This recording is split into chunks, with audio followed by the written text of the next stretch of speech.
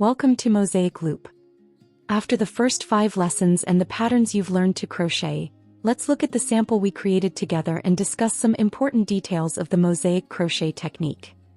If you were crocheting the patterns with me, you already have a beautiful small blanket, perfect for a doll.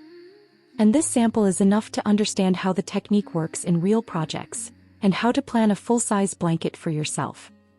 Let's start with the edge stitches. This is a small detail, but it strongly affects the shape of your work.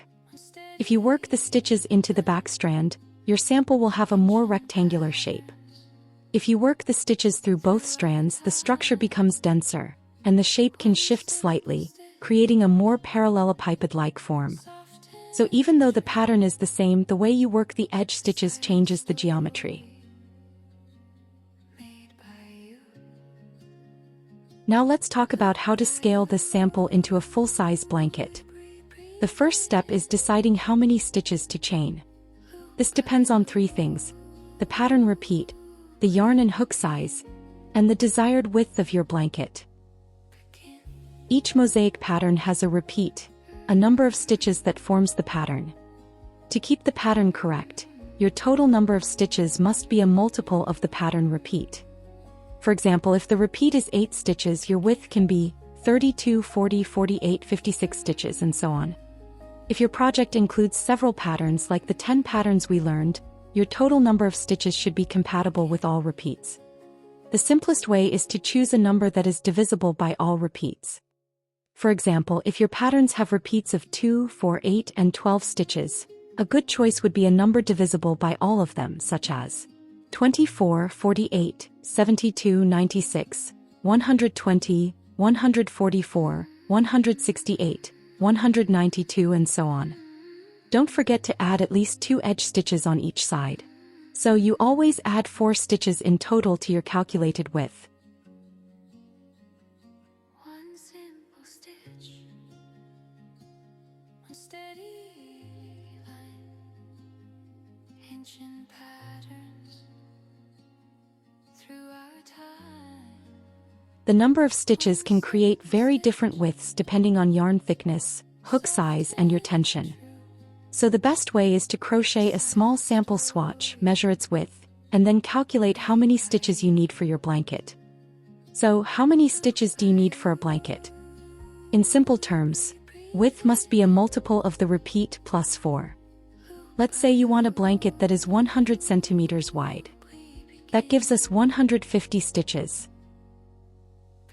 Now we must adjust this number to fit the pattern repeat. Some repeats fit perfectly, others need adjustment. We adjust the width to the pattern, not the pattern to the width. I chose 144 stitches because it fits all repeats. With 4 edge stitches, that gives 148 stitches, very close to our target.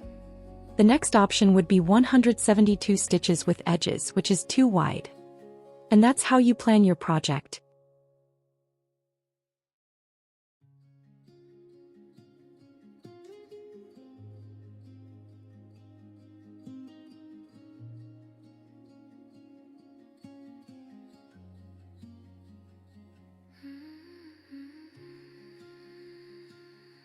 This approach works especially well for projects crocheted in the round, like pillows, baskets, bags, or hats.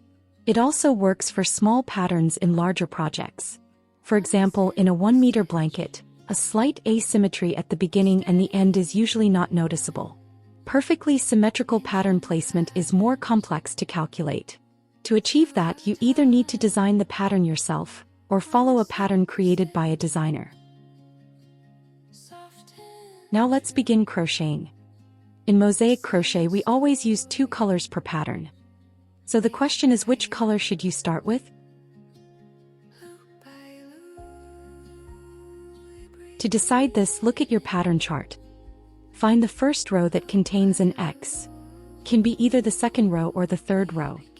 If you make your foundation chain in this color will become either the pattern color or the background color, depending on what that row represents in the chart. This is a small decision, but it changes the visual result of your work.